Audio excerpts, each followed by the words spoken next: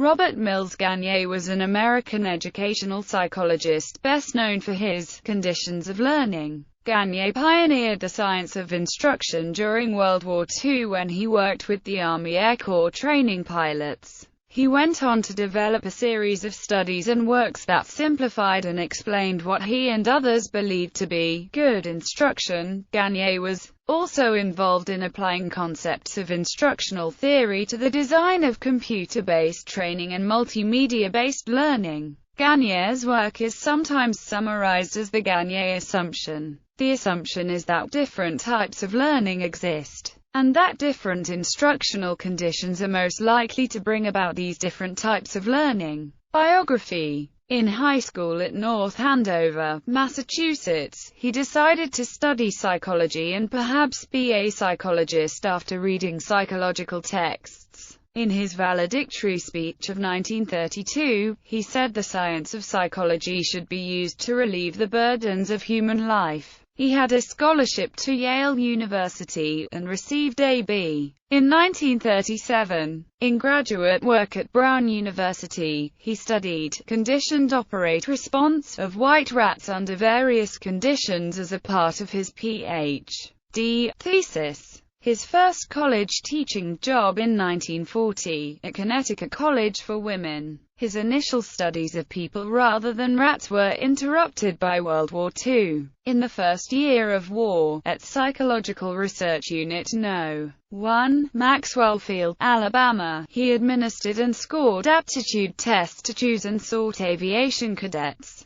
Thereafter, he was assigned to officer school in Miami Beach. He was commissioned a second lieutenant, and assigned to School of Aviation Medicine, Randolph Field, Fort Worth, Texas. After the war, he held a temporary faculty position at Florida State University. He returned to Connecticut College for Women. In 1949, he accepted an offer to join the U.S. Air Force organization that became the Air Force Personnel and Training Research Center, where he was research director of the Perceptual and Motor Skills Laboratory. In 1958, he returned to academia as professor at Princeton University, where his research shifted focus to the learning of problem-solving and the learning of mathematics. In 1962, he joined the American Institutes for Research, where he wrote his first book, The Conditions of Learning. He spent additional time in academia at the University of California, Berkeley, where he worked with graduate students. With W. K. Raw, he presented a paper, Instructional Psychology, to the Annual Review of Psychology. In 1969, he found a lasting home at Florida State University. He collaborated with L. J. Briggs on Principles of Learning. He published the second and third editions of The Conditions of Learning. Personal life. Gagné's widow, Pat, is a biologist.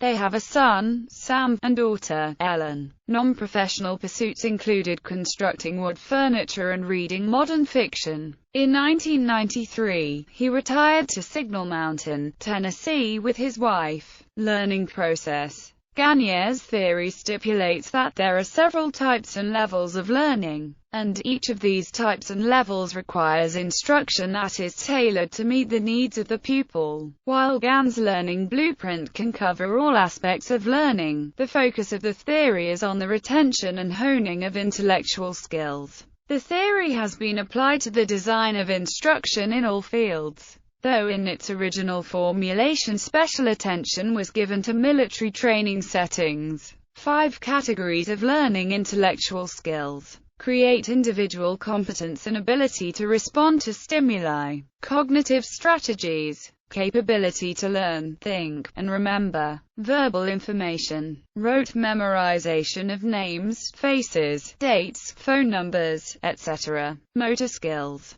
capability to learn to drive, ride a bike, draw a straight line, etc. Attitudes, ingrained bias towards different ideas, people, situation, and may affect how one acts towards these things. Each category requires different methods in order for the particular skill set to be learned. 8 Ways to Learn in 1956. Based on the degree of complexity of the mental process, the American educational psychologist Robert M. Gagné suggested a system of analyzing different conditions or levels of learning from simple to complex. According to Gagné, the higher order of learning in the hierarchy is built upon the lower levels, requiring greater amount of previous knowledge for progressing successfully. To analyze final capability into subordinate skills in an order such that the lower levels can be predicted for positive transfer of higher level learning. The lower 4 orders focus on the behavioral aspects of learning, whilst the higher 4 focus on the cognitive aspects. In his original study on instruction,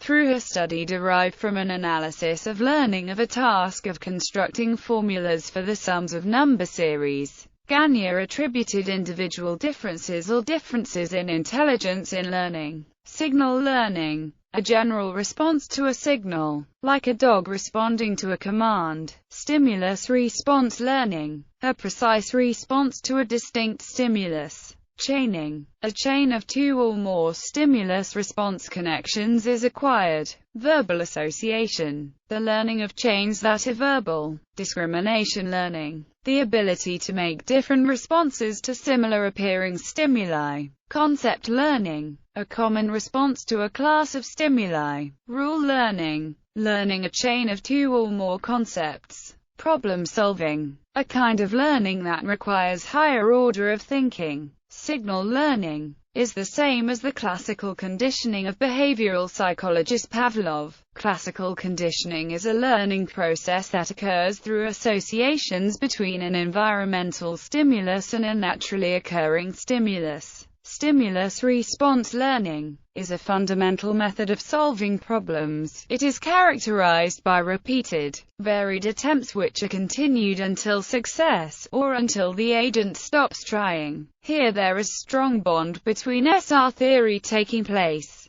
Chaining. Chaining is a procedure used in behavioral psychology. It involves reinforcing individual responses occurring in a sequence to form a complex behavior. It is a process of connecting a set of individual stimulus response in sequential order. There are 2 different types of chains, homogeneous and heterogeneous. The prior homogeneous chains occur when the form of response is similar in each element.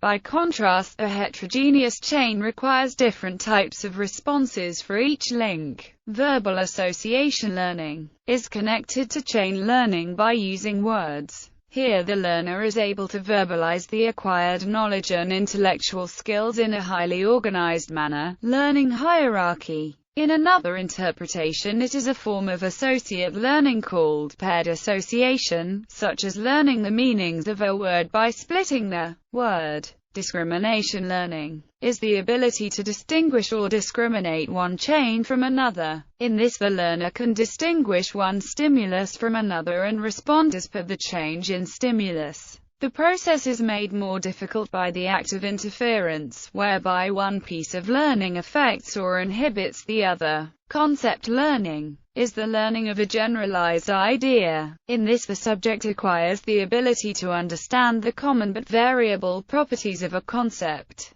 Concept stands for generalized idea of a group of stimuli. In concept learning, the change in behavior as a result of learning is not controlled by a particular stimulus but by the abstract idea of each stimulus. Rule learning. Chaining of 2 or more concepts is involved in learning a rule. This requires higher-level cognition process. It involves building relationship among 2 or more concepts before learning higher-order rule, that is, enveloping them. Problem solving. Problem solving is the highest-level cognitive process. It is formulating of new and complex rules and procedure for the purpose of solving the problem. Problem solving leads to permanent change in the learner's capabilities, wherein the learner has learned something more than learning of parts. Designing instruction. Skills are to be learned at the lowest level and mastered before proceeding. An instructor should use positive reinforcement and repetition, with each new skill building upon previously acquired skills.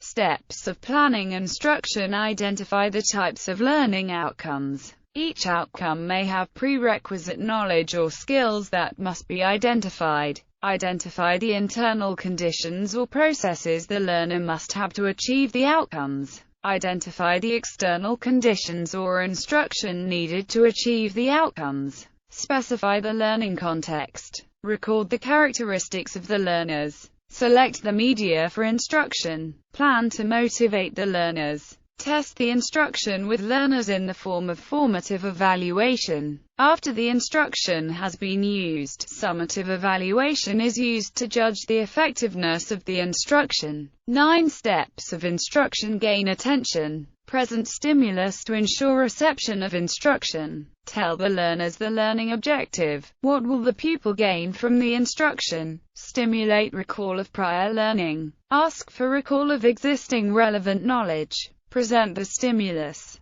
Display the content. Provide learning guidance. Elicit performance. Learners respond to demonstrate knowledge. Provide feedback. Give informative feedback on the learner's performance. Assess performance. More performance and more feedback, to reinforce information. Enhance retention and transfer to other contexts. Evaluation of instruction. Have the objectives been met?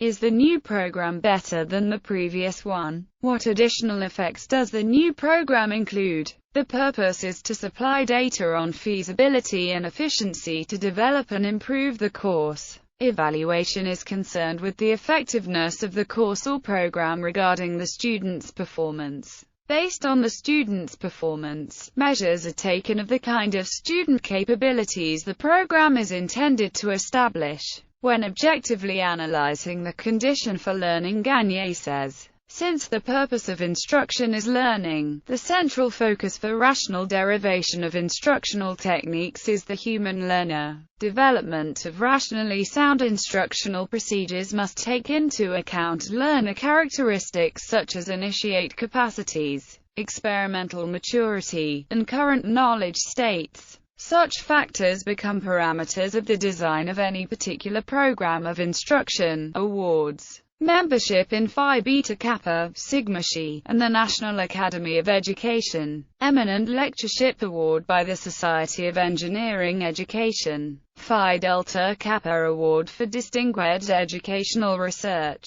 E.L. Thorndike Award in Educational Psychology. John Smith Memorial Award from the Victorian Institute of Educational Research. The Robert O. Lawton Distinguished Professorship, Florida State University C. Highest Award. American Psychological Association Scientific Award for Applications of Psychology. Educational Technology Person of the Year Award. AECT Outstanding Educator and Researcher Award.